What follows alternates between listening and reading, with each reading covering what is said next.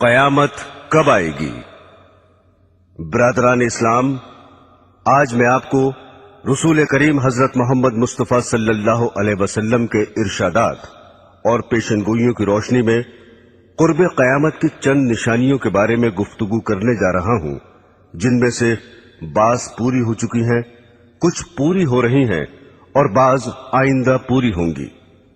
حضرت علی رضی اللہ تعالی عنہ فرماتے ہیں کہ رسول خدا صلی اللہ علیہ وسلم نے فرمایا کہ ان قریب لوگوں پر ایسا زمانہ آئے گا کہ اسلام کا صرف نام باقی رہے گا اور قرآن کی صرف رسم باقی رہ جائے گی۔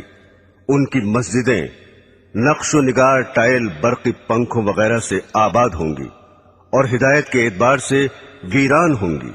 ان کے علماء آسمان کے نیچے رہنے والوں میں سب سے زیادہ برے ہوں گے۔ ان علماء سے فتنے پیدا ہوں گے اور پھر ان میں واپس آ جائیں گے۔ اسلام کا صرف نام باقی رہے گا، یعنی اسلامی چیزوں کے نام ہی لوگوں میں رہ جائیں گے اور ان کی حقیقت باقی نہ رہے گی، جیسا کہ آج کل نماز، روزہ، زکوٰۃ، حج وغیرہ کے بس نام ہی باقی ہیں اور ان کی حقیقت اور روح اور ادائیگی کے وہ طریقے اور کیفیتیں باقی نہیں ہیں جو رسول خدا صلی اللہ علیہ وسلم سے منقول ہیں، اور کروڑوں مسلمان ان سے کورے ہیں۔ قرآن شریف صرف رسمن ہی پڑھا جاتا ہے، اس کے الفاظ اور خوش الہانی کا تو خیال ہے، مگر اس کے معنی پر غور کرنا اور اس کی منع کی ہوئی چیزوں سے بچنا تو مسلمان کے تصور میں بھی نہیں رہا۔ مسجدیں زیب و زینت سے خوب آراستہ ہیں، دلکش فرش، قیمتی غالیچے، دیدہ زیب فانوس، عمدہ عمدہ ہنڈے اور آرام و راحت کی چیزیں مسجدوں میں موجود ہیں، مگر ہدایت سے خالی ہیں۔ مسجدوں میں دنیا کی باتیں، تانے، غیبتیں بے دھڑک ہوتی ہیں اور امام و مؤذن تو مسجدوں کو گھر ہی سمجھتے ہیں۔ علماء کے بارے میں جو یہ ارشاد فرمایا کہ علماء سے فتنہ نکلے گا اور ان میں واپس آ جائے گا، اس کا مطلب یہ ہے کہ علماء بگڑ جائیں گے اور رشد و ہدایت کی راہ چھوڑ دیں گے تو عالم میں فساد ہوگا، اور پھر اس کی زد میں علماء بھی آ جائیں گے، اور یہ بھی مطلب ہو سکتا ہے کہ علماء دنیا داروں اور ظالموں کی مدد کریں گے اور پیسے اینٹھنے کے لیے دنیا کی مرضی کے موافق مسئلے بتائیں گے، اور پھر دنیا دار ہی ان کا مزاج ٹھکانے لگا دیں گے۔ حضرات گرامی، دوسرے انسانوں کی طرح آج کل کے علماء بھی فکر آخرت سے خالی ہو گئے ہیں اور اس فانی زندگی کو اپنے علم کا مقصد بنا رکھا ہے۔ سیاسی لیڈر بننے، شہرت حاصل کرنے، روپیہ کمانے جوڑنے کی دھن میں سرگردہ ہیں، اور موجودہ زمانے کے علماء میں خال خال ہی ایسے ہیں جو اسلام کی تبلیغ کرتے ہوں، ورنہ آج تو علماء کی یہ حالت ہو گئی ہے کہ جلسوں میں گاندھیزم یا نیشنلزم، سوشلزم اور کمیونزم کی اشاعت کرتے ہیں اور ارشادات نبوی کی بجائے مخلوق کے خود ساختہ نظاموں کی طرف دعوت دیتے ہیں۔ حضرت انس رضی اللہ تعالی عنہ فرماتے ہیں کہ رسول اللہ صلی اللہ علیہ وسلم نے ارشاد فرمایا کہ قیامت کی نشانیوں میں ایک یہ بھی ہے کہ لوگ مسجدیں بنا کر فخر کریں گے۔ آج کل یہی حال ہے، اور بقول حضرت ابن عباس رضی اللہ تعالی عنہ، تم ضرور مسجدوں کو یہود و نصار کی طرح سجاؤ گے۔ دل کو منتشر کرنے والے رنگ برنگ کے ٹائل، جھاڑ، فانوس، ہانڈیاں، دل فریب فرش اور بیش بہا پردے، اور دوسرا زیب و زینت اور آرام و راحت کی چیزیں مسجدوں میں موجود ہیں، اور ان دنیاوی چیزوں نے مسجدوں میں پہنچ کر اوقات نماز کے علاوہ مسجدوں کو مقفل کرنے پر مجبور کر دیا ہے، اور حفاظت کے لیے مستقل نگرانوں اور چوکیداروں کی ضرورت پیدا کر دی ہے۔ مسجدیں ان دنیاوی چیزوں سے آباد ہیں اور نمازیوں سے خالی ہیں۔ جو نمازی ہیں وہ مسجدوں میں دنیا کی باتوں میں مشغول رہتے ہیں۔ مسجدوں میں نہ تعلیمی حلقے ہیں، نہ دینی مشورے ہیں، نہ ذکر و تلاوت سے آباد ہیں۔ حالانکہ مسجد رسول اکرم صلی اللہ علیہ وسلم اور حضرات خلفائے راشدین کے زمانے میں دین اور دینیات کی ترقی کے کاموں میں اور اس سے متعلق مشوروں کا مرکز تھی۔ ایک روایت میں ہے کہ جب تم اپنی مسجد کو سجانے لگو اور قرآنوں کو دیدہ زیب بنانے لگو تو سمجھ لو تمہاری ہلاکت کا وقت قریب ہے۔ حضور صلی اللہ علیہ وسلم نے ارشاد فرمایا کہ ایک زمانے میں ایسے لوگ ہوں گے جن کی دنیاوی باتیں ان کی مسجدوں میں ہوا کریں گی، تم ان کے پاس نہ بیٹھنا کیونکہ خدا کو ان کی کوئی ضرورت نہیں ہے۔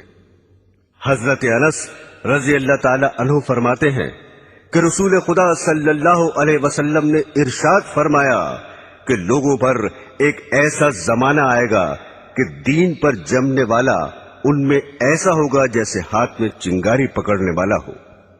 یہ زمانہ اس وقت موجود ہے کیونکہ ہر طرف بددینی اور بے حیائی اور فحشکاری کی فضا ہے، سرکشی کا ماحول ہے۔ اول تو دیندار رہے ہی نہیں، اور اگر کوئی دین پر عمل کرنا چاہتا ہے تو اہل ملک، اہل وطن، عزیز و اقربا آڑے آ جاتے ہیں۔ بیوی کہتی ہے کہ تنخواہ میں میرا پورا نہیں پڑتا، دنیا رشوت لے رہی ہے، تم بڑے پرہیزگار بنے ہوئے ہو۔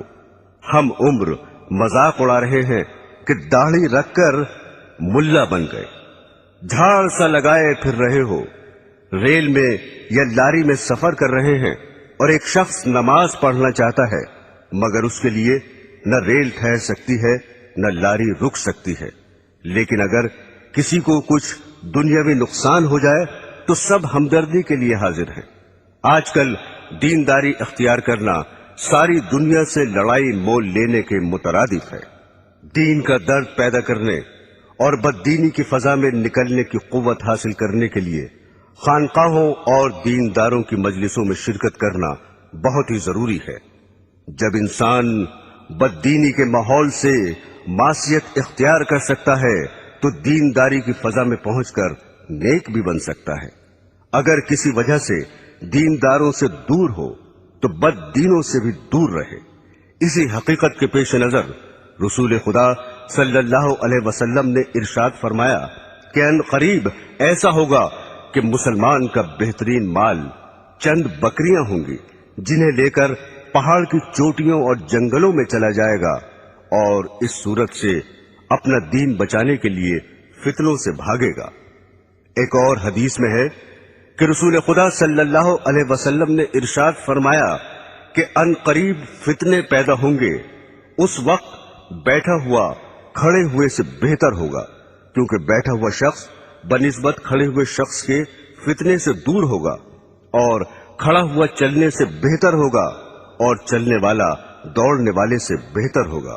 جو شخص فتنوں کی طرف نظر اٹھا کر دیکھے گا فتنے اسے اچک لیں گے۔ فتنے کے وقت عبادت خداوندی میں مشغول ہونا بہت زیادہ فضیلت رکھتا ہے۔ رسول خدا صلی اللہ علیہ وسلم نے ارشاد فرمایا کہ قتل کے زمانے میں عبادت کرنا میری طرف ہجرت کرنے کے برابر ہے۔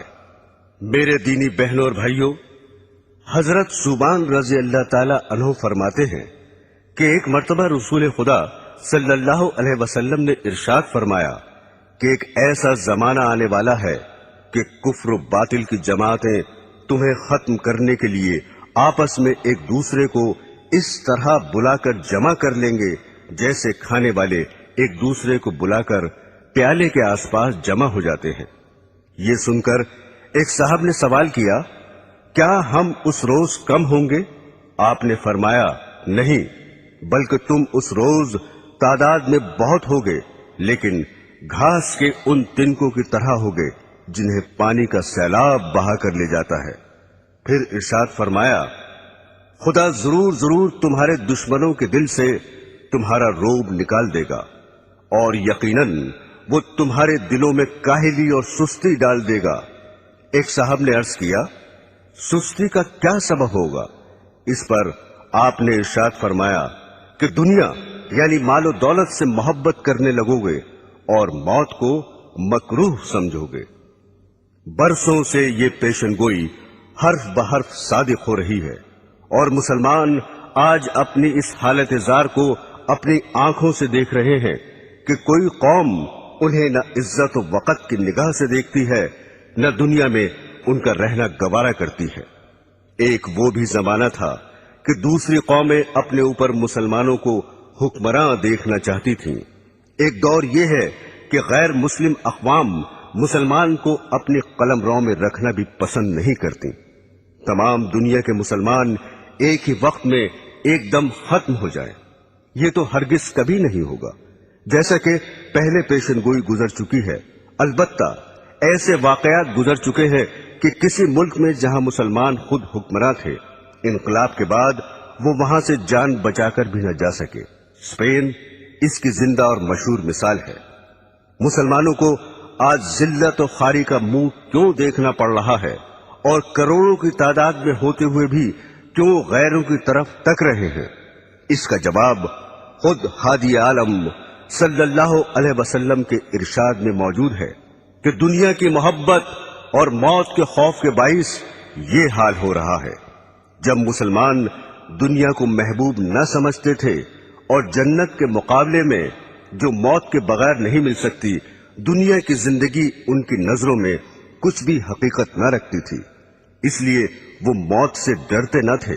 حالانکہ تعداد میں کم تھے، لیکن دوسری قوموں پر حکمراں رہے اور اللہ کی راہ میں جہاد کر کے غیروں کے دلوں تک پر حکومت کرنے لگے۔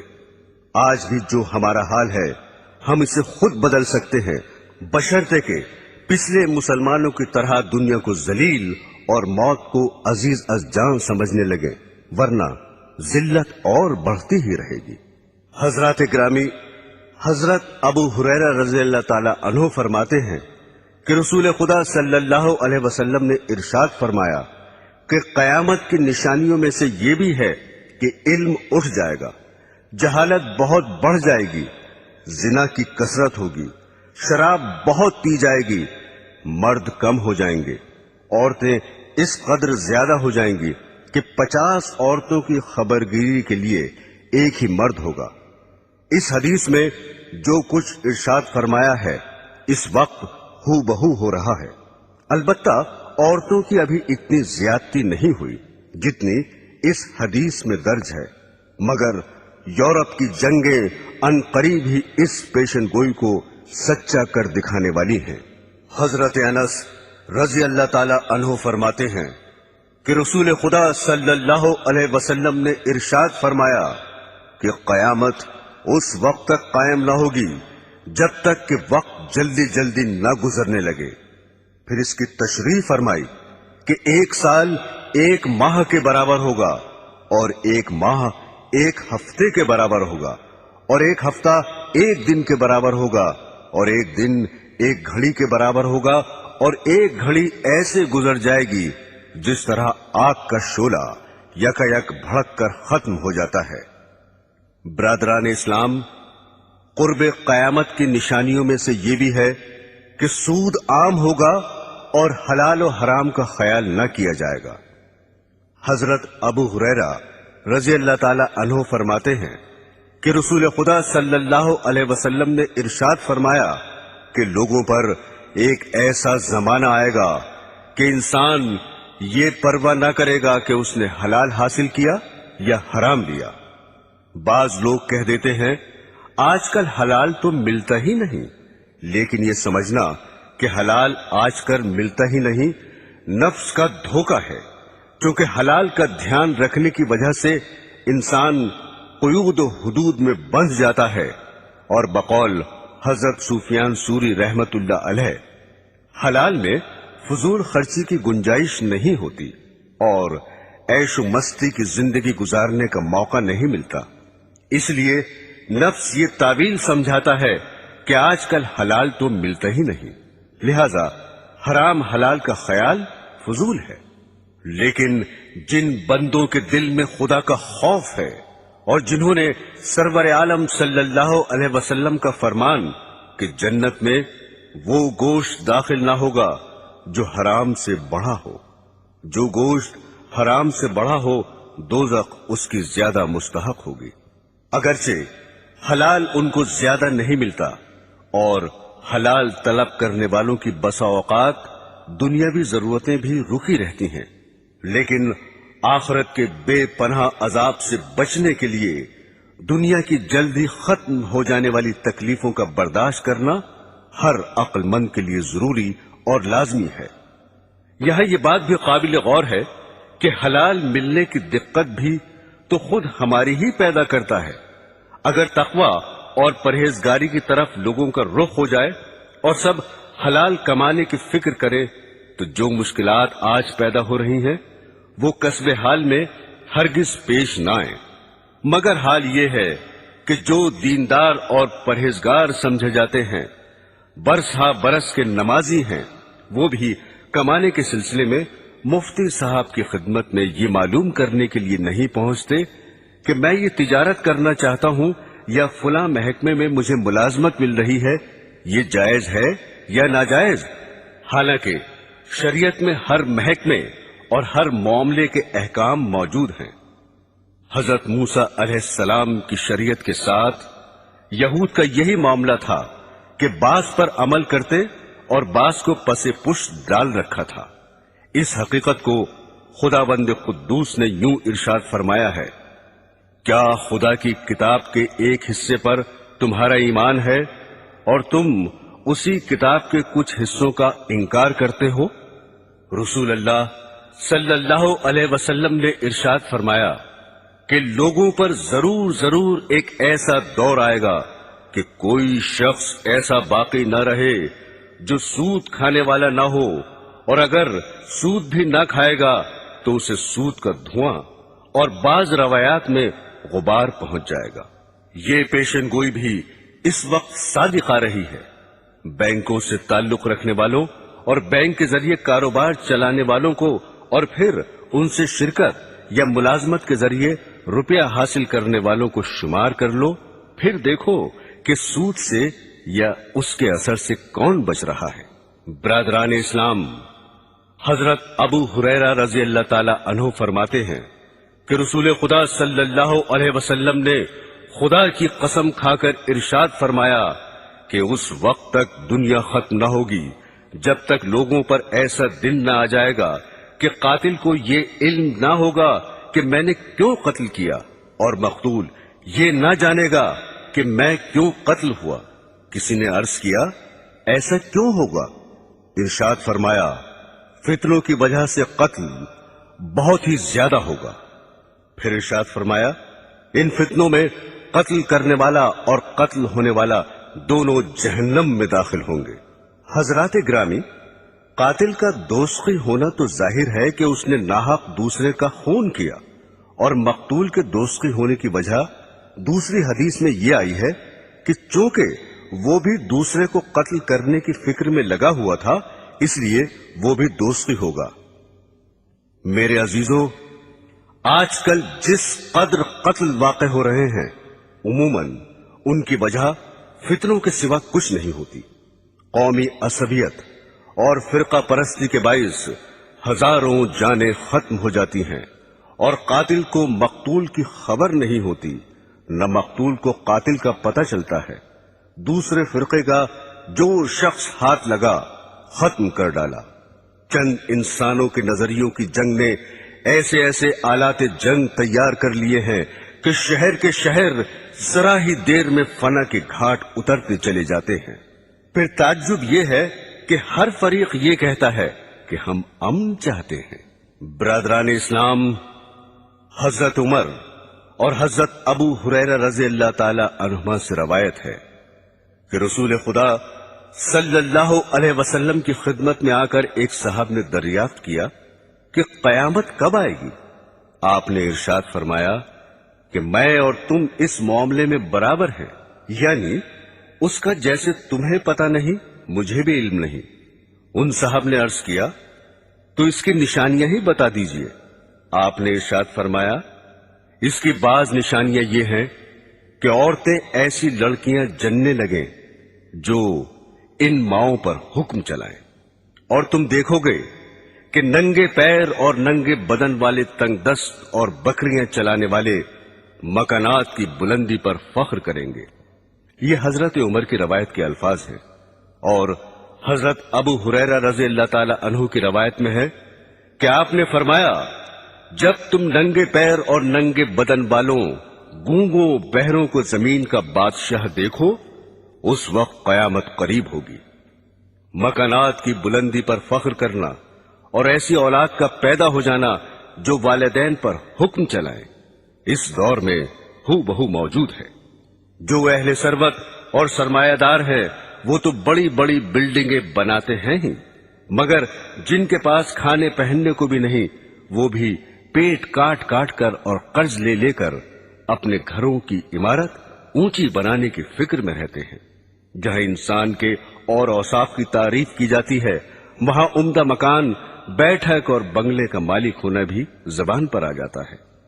नंगे बदन और नंगे पैर वाले बादशाह तो अभी मौजूद नहीं हुए, आइंदा जरूर होंगे, जैसा कि सरवर आलम सल्लल्लाहु अलैहि वसल्लम ने खबर दी है।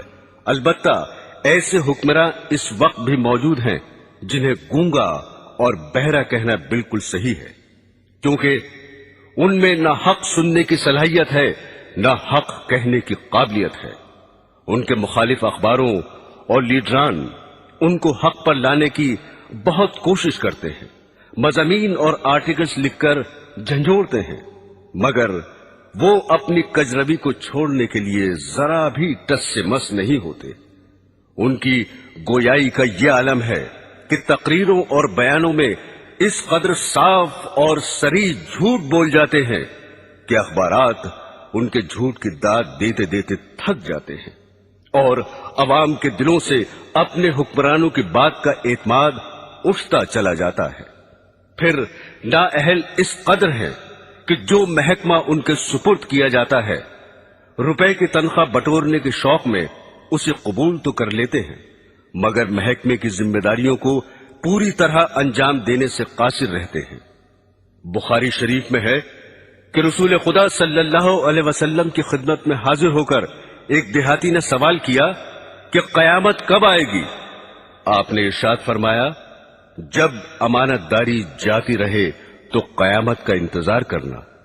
साइल ने दोबारा दरियाफ्त किया कि अमानतदारी कैसे जाया होगी। इरशाद फरमाया, जब ओहदे ना अहलों के सुपुर्द कर दिए जाएं, जैसे सदारत, कयादत, हुकूमत, विजारत, तदरीस, अमामत, खिताबत वगैरह, तो कयामत का इंतजार करना। यानी जब ऐसा होगा तो अमानतदारी भी जाया कर दी जाएगी। इस इरशाद से मालूम हुआ कि नालायक हुक्मरानों के अलावा दूसरे ओहदों पर फायज होने वाले भी नाअहल होंगे। चुनाचे आजकल मौजूद हैं फासिक, बखील, बदकार और बद अखलाक लोग बड़े बड़े ओहदों पर फायज हैं। जो लोग मौजिज और अहले अक्ल समझे जाते हैं, दौलत और सरवत की वजह से उन्हें बड़ा आदमी कहा जाता है। उनके अफाल और किरदार बसा औकात अखबारों में शाया होते हैं, तो पता चलता है कि इस दौर के बड़ों की बदकारी किस दर्जा बढ़ी हुई है। और सैयद आलम सल्लल्लाहु अलैहि वसल्लम का इरशाद गिरामी, उस वक्त तक कयामत कायम न होगी जब तक दुनिया का सबसे ज्यादा हिस्सा ऐसे शख्स को ना मिल जाए जो खुद भी कमीना होगा और उसका बाप भी कमीना होगा। जल्द ही दुनिया पर सादिक आने वाला है। इस वक्त इंसानों में बुलंद अखलाक वाले इंसान बहुत ही कम है, और वो वक्त मौजूद है जिसका बुखारी शरीफ में जिक्र है कि रसूल खुदा सल्लल्लाहु अलैहि वसल्लम ने इरशाद फरमाया कि लोग यके बाद दीगरे खत्म होते जाएंगे और बेकार लोग रह जाएंगे, जैसे रद्दी, जौ या खजूर का कूड़ा रह जाता है। खुदा उनकी जरा परवाह न करेगा। फरमाया नबी करीम सल्लल्लाहु अलैहि वसल्लम ने कि मेरे रब ने मुझे तमाम जहानों के लिए रहमत और हादी बनाकर भेजा है, और मुझे हुक्म दिया है कि गाने बजाने का सामान और बुत और सलीब और जाहिलियत की चीजों को मिटा दो। हजरात ग्रामी, आजकल गाना बजाना जिंदगी का अहम जुज्म बना हुआ है, और अज़दवाजी जिंदगी का मेयार भी इस कदर बदल गया कि शौहर और बीवी के इंतखाब के लिए दीनदार और खुदा तरस होना नहीं देखा जाता, बल्कि मर्द नाज़नीन रक्कासा ढूंढता है और बीवी को हीरो दरकार होता है। मालो जर की हवस में شریف زادیاں خاندانی عزت کو خاک میں ملا کر سٹیج پر آ رہی ہیں. کمپنی کے ایجنٹ اور دلال بہلا پھسلا کر انہیں تباہ و برباد کرتے ہیں. ایک ایکٹریس اپنے حسن کے جنون میں ہر وہ حرکت کر گزرتی ہے جو نہیں کرنی چاہیے. جب پوسٹروں اور اخباروں میں اس کا تعارف کرایا جاتا ہے اور اس کے رقص کی تعریف کی جاتی ہے تو اس کا دل اور بڑھتا ہے اور بے حیائی کے اور زیادہ مراتب طے کرتی چلی جاتی ہے. ضرورت زمانہ کو دیکھ کر اب تو بعض اسکولوں میں بھی رقص کی باقاعدہ تعلیم دی جا رہی ہے.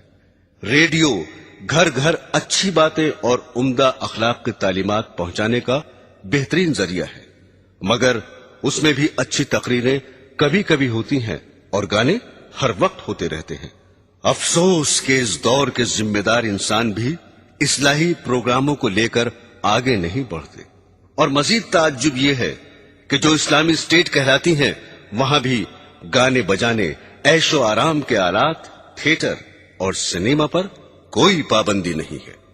حضرت ابو ہریرہ رضی اللہ تعالی عنہ فرماتے ہیں کہ رسول خدا صلی اللہ علیہ وسلم نے ارشاد فرمایا کہ دوستیوں کے دو گروہ پیدا ہونے والے ہیں جنہیں میں نے نہیں دیکھا کیونکہ وہ ابھی پیدا نہیں ہوئے.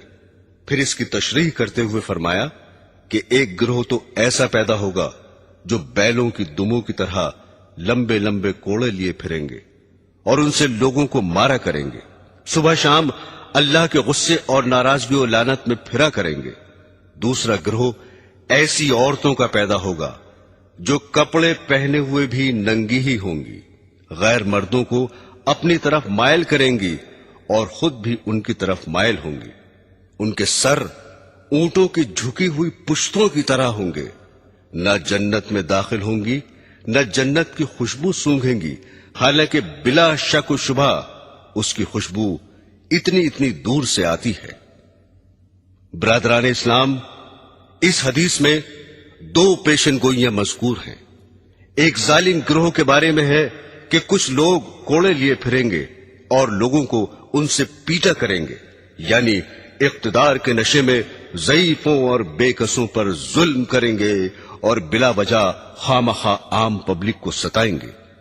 دوسری پیشن گوئی عورتوں کے حق میں ارشاد فرمائی ہے کہ آئندہ زمانے میں ایسی عورتیں موجود ہوں گی جو کپڑے پہنے ہوئے ہوں گی لیکن پھر بھی ننگی ہوں گی، یعنی اس قدر باریک کپڑے پہنیں گی کہ ان کے پہننے سے جسم چھپانے کا فائدہ حاصل نہ ہوگا، یا کپڑا باریک تو نہ ہوگا مگر چست ہونے اور بدن کی ساخت پر کس جانے کی وجہ سے اس کا پہننا اور نہ پہننا برابر ہوگا. اور آج کل تو چست ہونے کے ساتھ بدن کا ہم رنگ ہونا بھی داخل فیشن ہو چکا ہے. چنانچہ گندمی رنگ کے ایسے موزے داخل لباس ہو چکے ہیں جن کا پیر سے اوپر کا حصہ پنڈلی پر کھال کی طرح چپکا ہوا ہوتا ہے. بدن پر کپڑا ہونے اور اس کے باوجود بھی ننگا ہونے کی ایک صورت یہ بھی ہے کہ بدن پر صرف تھوڑا سا کپڑا ہو اور بدن کا بیشتر حصہ اور خصوصاً وہ اعضاء کھلے رہیں جن کو باحیا عورتیں غیر مردوں سے چھپایا کرتی ہیں.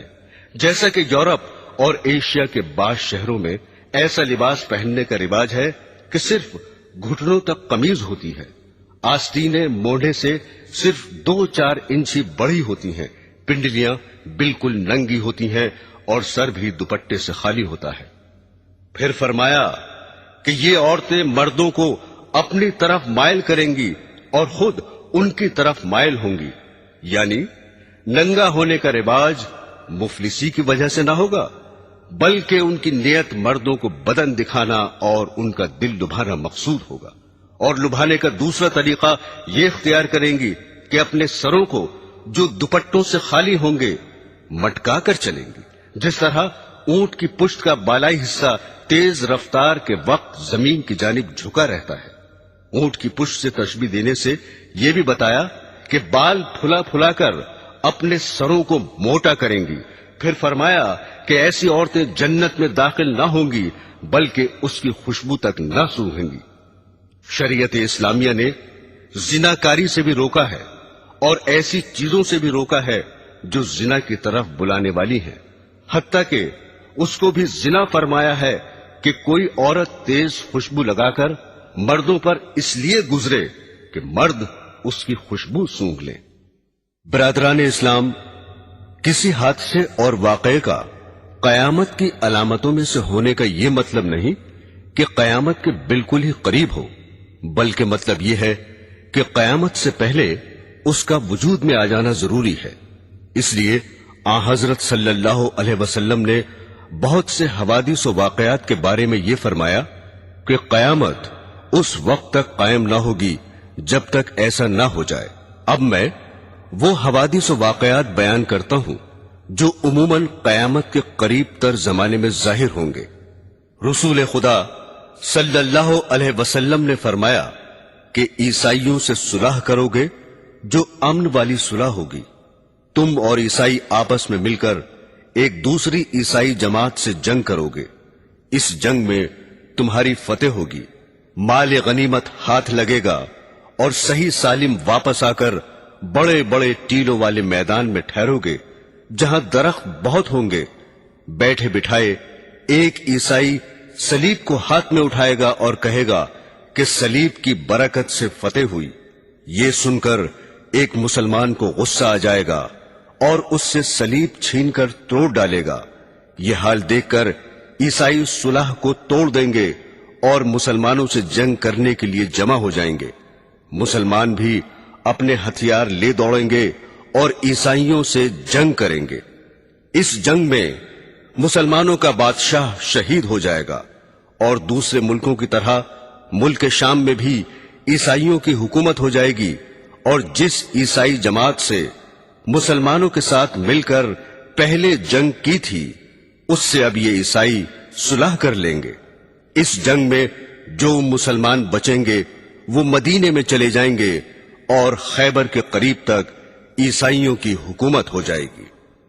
حضرات گرامی، جب مسلمان ہر طرف سے گھر جائیں گے اور ان کی حکومت صرف مدینہ منورہ سے خیبر تک رہ جائے گی تو وہ حضرت امام مہدی علیہ السلام کی تلاش میں لگ جائیں گے۔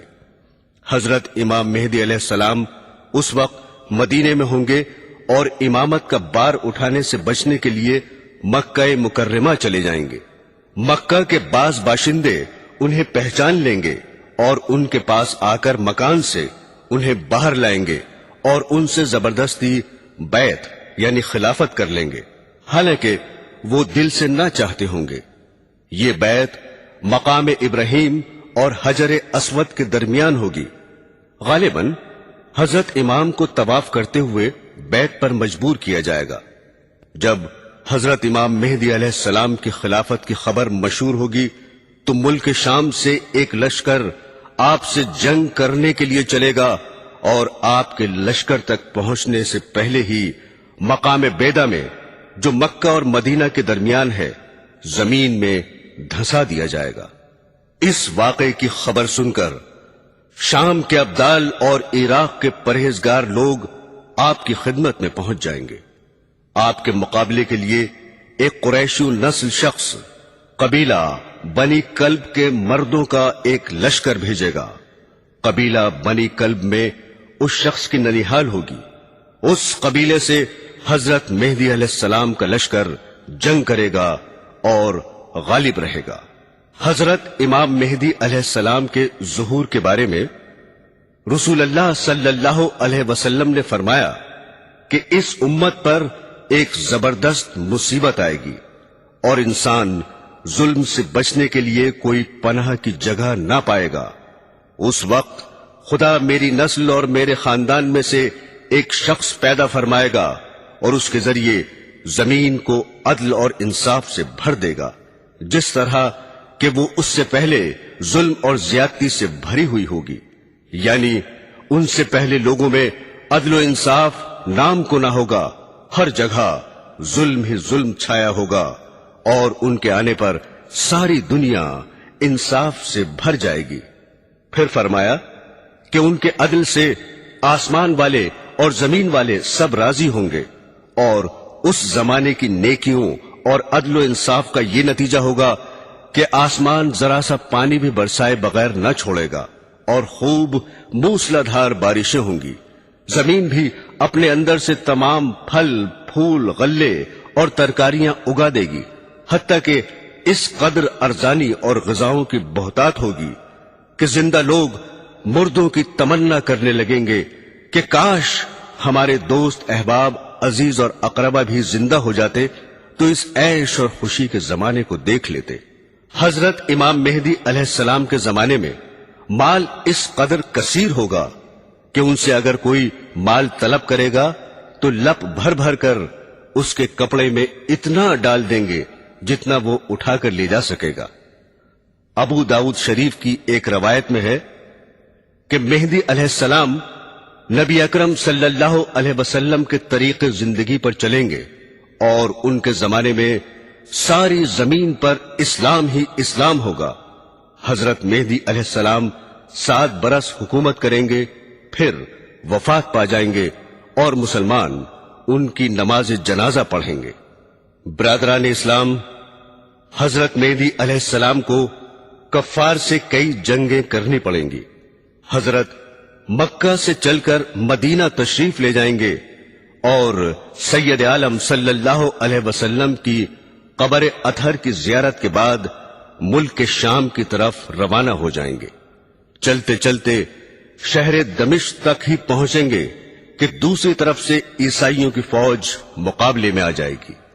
اس فوج سے جنگ کرنے کے لیے حضرت مہدی علیہ السلام اپنے لشکر کو تیار کریں گے اور 3 دن جنگ کے بعد چوتھے روز مسلمانوں کو فتح ہوگی۔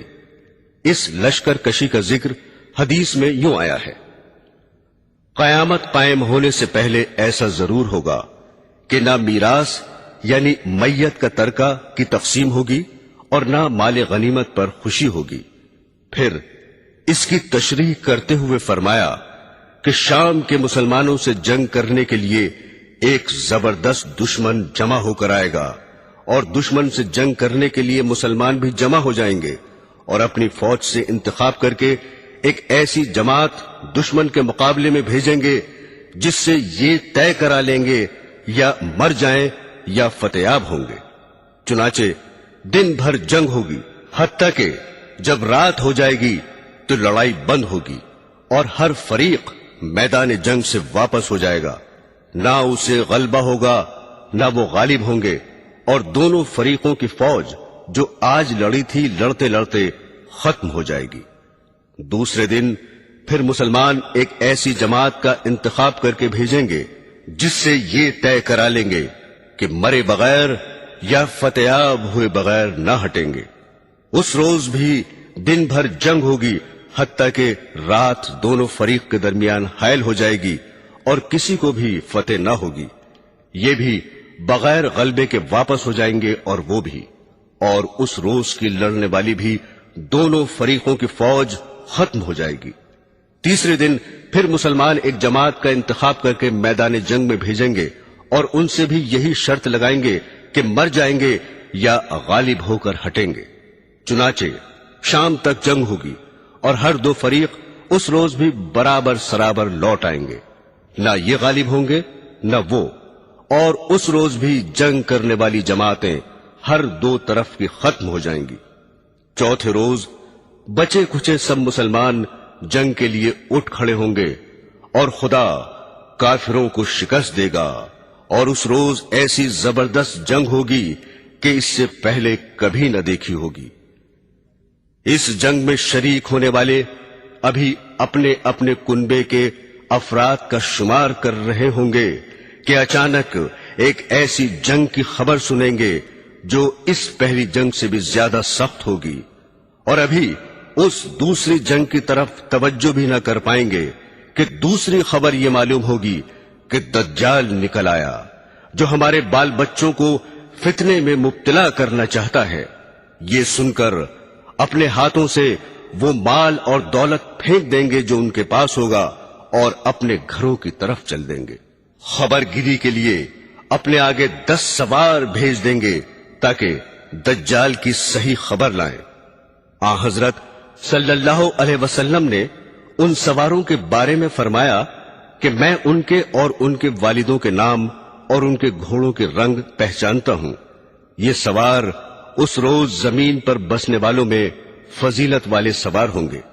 حضرات گرامی، اس جنگ میں اس قدر عیسائی قتل ہوں گے کہ جو باقی رہ جائیں گے ان کے دماغ میں حکومت کی بو نہ رہے گی، گرتے پڑتے بھاگیں گے اور تتر بتر ہو جائیں گے۔ بھاگتے ہوئوں کا یہی مسلمان پیچھا کریں گے اور ہزاروں کو موت کے گھاٹ اتار دیں گے۔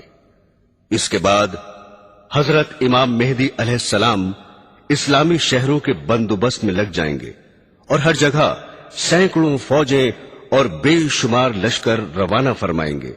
ان کاموں سے فرصت پا کر شہر قسطنطینیہ فتح کرنے کے لیے روانہ ہوں گے، جس کا فتح ہونا علامات قیامت میں سے ہے۔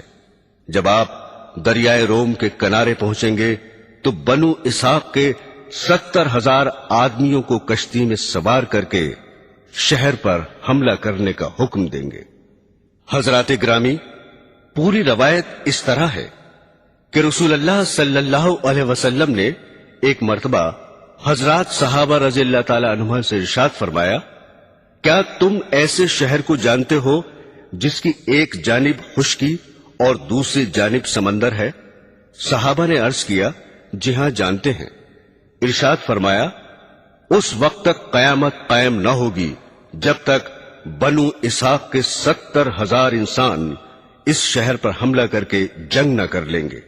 جب یہ لوگ جنگ کرنے کے لیے اس شہر کے قریب آ کر قیام کریں گے تو نہ ہتھیاروں سے لڑیں گے اور نہ کوئی تیر پھینکیں گے، بلکہ محض خدا کی غیبی مدد کے ذریعے فتح حاصل کر لیں گے، جس کی صورت یہ ہوگی کہ لا الہ الا اللہ واللہ اکبر کا نعرہ لگائیں گے تو اس کی ایک طرف کی دیوار گر جائے گی، پھر دوبارہ لا الہ الا اللہ واللہ اکبر کا نعرہ لگائیں گے تو اس کی دوسری جانب کی دیوار گر جائے گی، پھر تیسری بار نعرہ لگائیں گے تو شہر میں داخل ہونے کے لیے راستہ مل جائے گا اور اس میں داخل ہو جائیں گے۔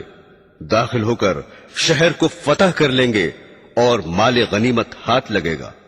غنیمت کا مال تقسیم کر ہی رہے ہوں گے کہ اچانک یہ آواز سنیں گے کہ دجال نکل آیا۔ اس کی آواز کو سن کر ہر چیز کو چھوڑ کر واپس آ جائیں گے۔ مسلم شریف کی دوسری روایت میں ہے کہ فتح قسطنطینیہ اور خروج دجال کا ذکر یوں ہے کہ آن حضرت صلی اللہ علیہ وسلم نے فرمایا کہ قیامت اس وقت تک قائم نہ ہوگی جب تک ایسا نہ ہو کہ روم والے عیسائی ایک جگہ قیام کریں گے اور ان سے جنگ کے لیے مدینے کا ایک لشکر نکلے گا جو اس وقت زمین پر بسنے والوں میں فضیلت والے ہوں گے۔ جب دونوں طرف سے فوجیں صف بنا کر کھڑی ہو جائیں گی تو عیسائی کہیں گے کہ ہمیں اور ان مسلمانوں کو چھوڑ دو جو ہمارے آدمیوں کو قید کر لائے ہیں۔ مسلمان جواب دیں گے کہ خدا کی قسم ہم ایسا نہیں کریں گے کہ تمہارے اور اپنے بھائیوں کے درمیان کچھ نہ بولیں اور تمہیں ان سے لڑنے دیں۔ یہ کہہ کر عیسائیوں سے جنگ کریں گے اور اس جنگ میں مسلمانوں کا تہائی لشکر شکست کھا جائے گا، یعنی فوج کے تہائی آدمی جنگ سے بچ کر علیحدہ ہو جائیں گے اور خدا ان کی توبہ کبھی قبول نہ کرے گا، اور تہائی لشکر شہید ہو جائے گا جو اللہ کے نزدیک افضل الشہداء ہوں گے، اور تہائی لشکر عیسائیوں پر غلبہ پا کر فتح یاب ہوگا جو کبھی بھی فتنے میں نہ پڑیں گے، اور یہی تہائی لشکر قسطنطینیہ کو فتح کرے گا۔ فتح قسطنطینیہ کے بعد غنیمت کے مال کو تقسیم کر رہے ہوں گے اور اپنی تلواریں زیتون کے درخت پر لٹکائے ہوئے ہوں گے کہ اچانک شیطان زور سے یوں پکارے گا، بلا شبہ دجال تمہارے پیچھے تمہاری اہل اولاد میں پہنچ گیا۔ حالانکہ یہ خبر جھوٹ ہوگی۔ اس کے بعد مسلمانوں کا لشکر شام کی طرف رخ کرے گا، اور جب شام پہنچیں گے تو دجال نکل آئے گا۔ اسی اثنا میں کہ جنگ کی تیاری کر رہے ہوں گے اور صفیں درست کرتے ہوں گے، نماز کا وقت ہو جائے گا اور نماز کھڑی ہو جائے گی۔ اتنے میں حضرت عیسیٰ علیہ السلام آسمان سے اتر آئیں گے اور ان کے امام بنیں گے۔ حضرت عیسیٰ علیہ السلام کو دیکھتے ہی خدا کا دشمن دجال اس طرح پگھلنے لگے گا جیسے پانی میں نمک پگھلتا ہے۔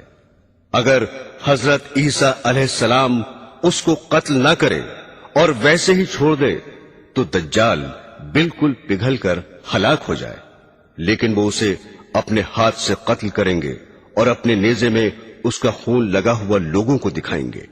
برادران اسلام، حضرت عزیفہ رضی اللہ تعالی عنہ فرماتے ہیں کہ رسول خدا صلی اللہ علیہ وسلم نے فرمایا کہ بے شک دجال نکلے گا اور بے شک اس کے ساتھ میں پانی بھی ہوگا اور آگ بھی ہوگی۔ بعض روایات میں ہے کہ اس کے ساتھ اس کی جنت بھی ہوگی اور اس کی دوزخ بھی ہوگی۔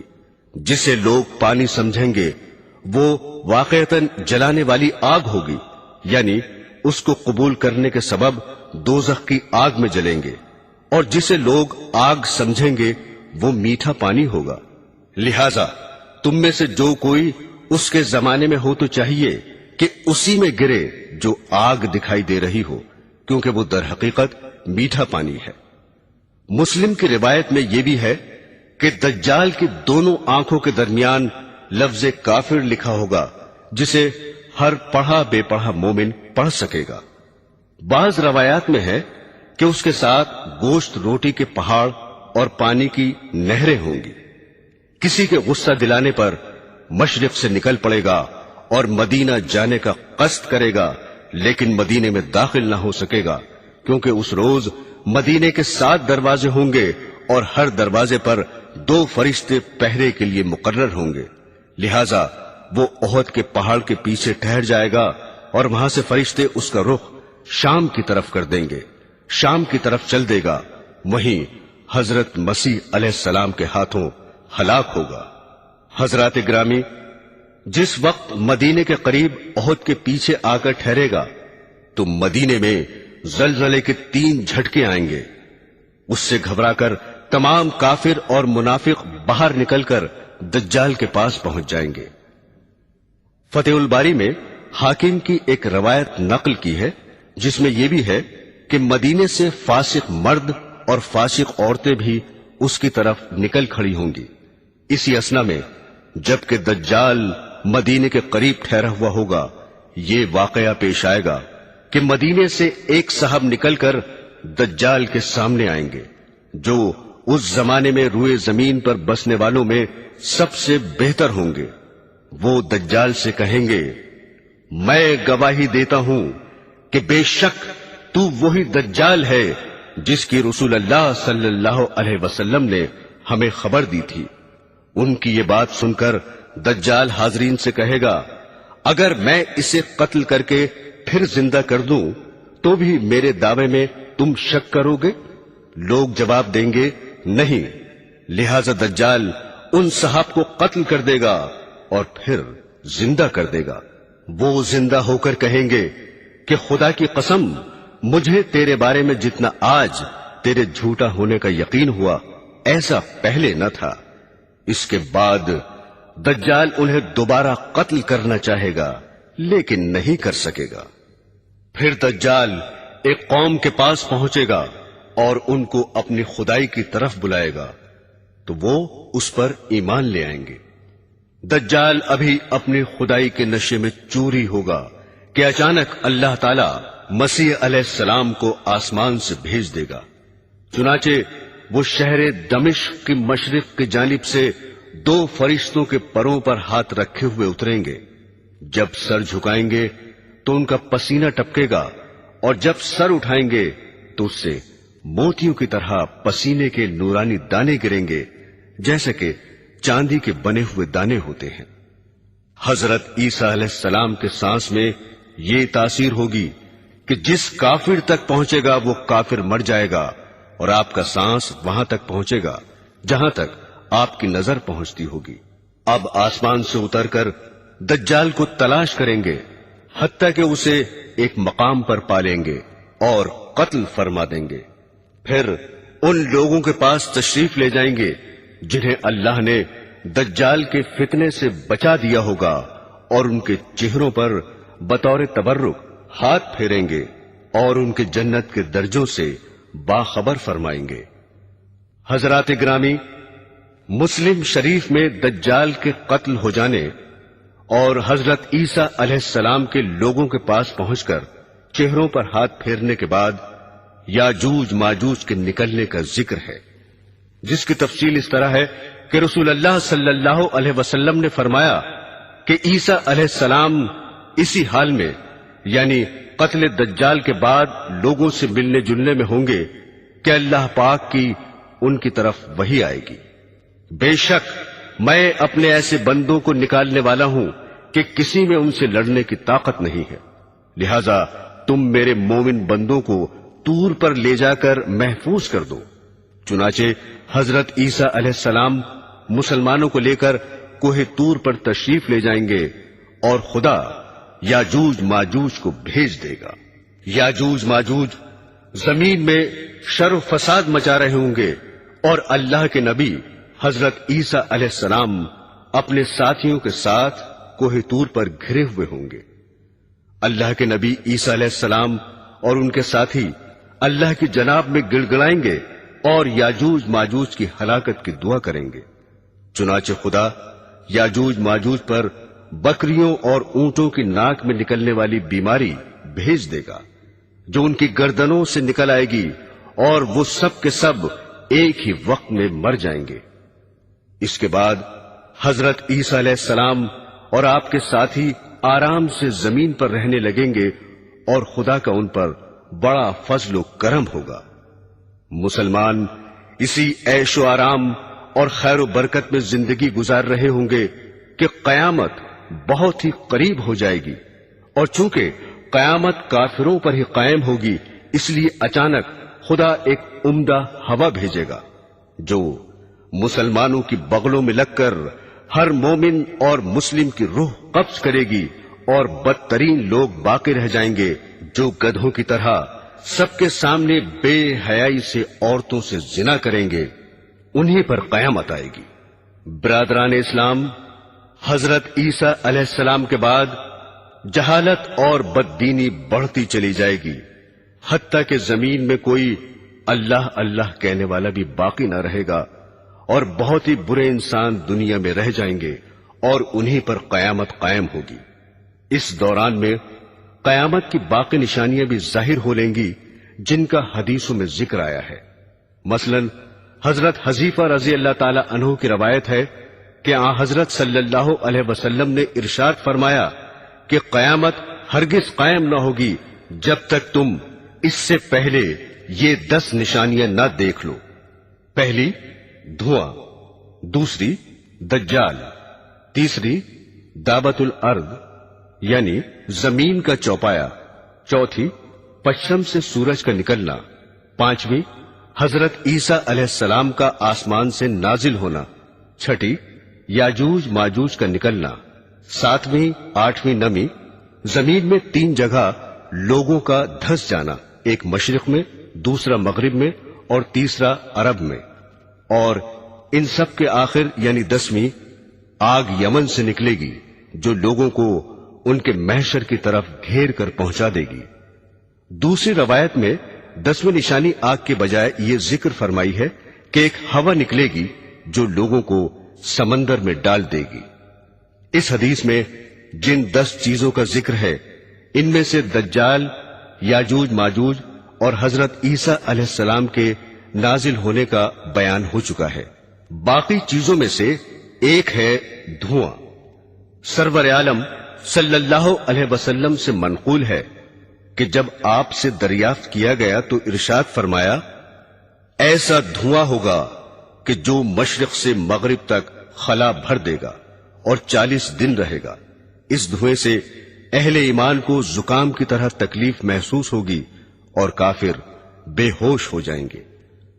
قیامت کی ایک دوسری نشانی ہے دابت الارض یعنی زمین کا چوپایا، ایک ایسا جانور جو زمین سے نکل کر اہل ایمان کی پیشانی پر نورانی خط کھینچ دے گا اور کافروں کی ناک یا گردن پر سیاہ مہر لگا دے گا۔ قرآن حکیم کی ایک آیت میں اس جانور کا ذکر آیا ہے۔ ارشاد باری ہے، اور جب ان پر وعدہ قیامت کا پورا ہونے کو ہوگا تو ہم ان کے لیے زمین میں سے ایک جانور نکالیں گے جو ان سے باتیں کرے گا کہ لوگ ہماری یعنی اللہ جل شانہ کی آیتوں پر یقین لاتے تھے۔ حضرت شاہ صاحب کے مطابق جس روز مغرب سے آفتاب نکل کر واپس ہو کر غروب ہوگا، اس سے دوسرے دن صفا پہاڑ جو مکہ کے قریب ہے زلزلے سے پھٹ جائے گا، اور اس میں سے ایک عجیب شکل کا جانور نکلے گا جس کا منہ انسانوں کے منہ کی طرح ہوگا اور پاؤں اونٹ جیسے ہوں گے، گردن گھوڑے کی گردن کی طرح، اس کی دم گائے کی دم کی طرح، اور کھر ہرن کے کھروں کی طرح، اور سینگ 12 سینگے کے سینگوں کے مشابہ ہوں گے۔ ہاتھوں کے بارے میں لکھتے ہیں کہ اس کے ہاتھ بندر کے ہاتھوں جیسے ہوں گے۔ وہ بڑی فصاحت سے لوگوں سے گفتگو کرے گا، اور اس کے ایک ہاتھ میں حضرت موسیٰ علیہ السلام کا عصا اور دوسرے میں حضرت سلیمان علیہ السلام کی انگوٹھی ہوگی۔ اس تیزی سے تمام ملکوں میں پھرے گا کہ کوئی ڈھونڈنے والا اسے نہ پا سکے گا اور کوئی بھاگنے والا اس سے بچ کر نہ جا سکے گا، اور تمام انسانوں پر نشان لگا دے گا۔ ہر مومن کی پیشانی پر حضرت موسیٰ علیہ السلام کے عصا سے ایک خط کھینچ دے گا، جس سے اس کا سارا منہ نورانی اور باروب ہو جائے گا، اور ہر کافر کی ناک یا گردن پر حضرت سلیمان علیہ السلام کی انگوٹھی سے مہر لگا دے گا، جس کی وجہ سے سارا منہ کالا ہو جائے گا، اور مومن اور کافر میں پورا فرق ہو جائے گا، حتیٰ کہ اگر ایک دسترخوان پر بہت سی جماعتیں بیٹھ جائیں تو مومن اور کافر علیحدہ علیحدہ ہو جائیں گے۔ اس کام سے فارغ ہو کر وہ جانور غائب ہو جائے گا۔ حضرات گرامی، مغرب سے آفتاب کا نکلنا بھی قیامت کی نشانیوں میں سے ایک ہے۔ حضرت ابو ذر رضی اللہ تعالی عنہ فرماتے ہیں کہ رسول خدا صلی اللہ علیہ وسلم نے ایک دن مجھ سے سورج چھپ جانے کے بعد فرمایا، تم جانتے ہو یہ کہاں جاتا ہے؟ میں نے عرض کیا کہ اللہ اور اس کا رسول ہی خوب جانتے ہیں۔ اس پر آپ نے ارشاد فرمایا کہ بے شک یہ چلتے چلتے عرش کے نیچے پہنچ کر خدا کو سجدہ کرتا ہے، اور حسب عادت مشرق سے طلوع ہونے کی اجازت چاہتا ہے، اور اسے اجازت دے دی جاتی ہے، اور ایسا بھی ہونے والا ہے کہ ایک روز یہ سجدہ کرے گا اور اس کا سجدہ قبول نہ ہوگا، اور مشرق سے طلوع ہونے کی اجازت چاہے گا اور اجازت نہ دی جائے گی، اور کہا جائے گا کہ جہاں سے آیا ہے وہیں واپس لوٹ جا، چنانچہ سورج واپس ہو کر مغرب کی جانب سے طلوع ہوگا۔ ایک اور روایت ہے کہ حضرت صلی اللہ علیہ وسلم نے فرمایا، مغرب سے طلوع ہو کر جب آفتاب بیچ آسمان میں پہنچ جائے گا تو واپس لوٹ جائے گا، اور مغرب ہی میں غروب ہو کر بدستور مشرق سے نکلنے لگے گا۔ فتح الباری میں ایک حدیث نقل کی گئی ہے کہ حضرت صلی اللہ علیہ وسلم نے فرمایا کہ مغرب سے آفتاب طلوع ہونے کے بعد 120 سال انسان اور زندہ رہیں گے، پھر قیامت آئے گی۔ قیامت کی ایک اور علامت ہے زمین میں دھس جانا۔ حدیث شریف میں ہے کہ 3 مقامات پر لوگ زمین میں دھسا دیے جائیں گے، ایک مشرق میں، دوسرے مغرب میں، اور تیسرے جزیرہ عرب میں۔ یہ عذاب تقدیر کے جھٹلانے والوں پر آئے گا۔ خود حدیث میں اس کی صاف تصریح بھی وارد ہوئی ہے، جو حضرت عبداللہ بن عمر رضی اللہ تعالی عنہ کی ہے کہ رسول اللہ صلی اللہ علیہ وسلم نے فرمایا کہ اس امت میں زمین میں دھس جانا اور صورتوں کا مسخ ہو جانا واقع ہوگا، اور یہ تقدیر کو جھٹلانے والوں میں ہوگا۔ حضرات گرامی، یمن سے آگ کا نکلنا بھی قیامت کی ایک علامت ہے۔ ایک آگ یمن سے نکل کر لوگوں کو محشر کی طرف گھیر کر پہنچا دے گی۔ انہی دنوں جبکہ زمین پر کوئی اللہ اللہ کہنے والا نہ رہے گا، ملک شام میں امن ہوگا اور غلہ بھی سستا ہوگا، خواہ سوداگر ہوں، خواہ دستکار ہوں، خواہ سرمایہ دار، غرضے کے سب گھر کے اسباب لاد کر ملک شام کی طرف روانہ ہو جائیں گے، اور جو لوگ دوسرے ملکوں میں چلے گئے تھے وہ بھی ملک شام میں آ کر آباد ہو جائیں گے، اور تھوڑے ہی دنوں کے بعد ایک بہت بڑی آگ ظاہر ہوگی اور لوگوں کو کھدیڑتی ہوئی ملک شام پہنچا دے گی۔ اس کے بعد وہ آگ غائب ہو جائے گی۔ کچھ عرصے بعد لوگ اپنے اپنے وطنوں کا رخ کریں گے، اور دوسرے ملکوں میں بھی آدمی جا کر واپس آ جائیں گے، لیکن ملک شام میں پوری آبادی رہے گی، یہ قیامت کے نزدیک بالکل آخری علامت ہوگی، اور اس کے 3-4 برس بعد قیامت آ جائے گی۔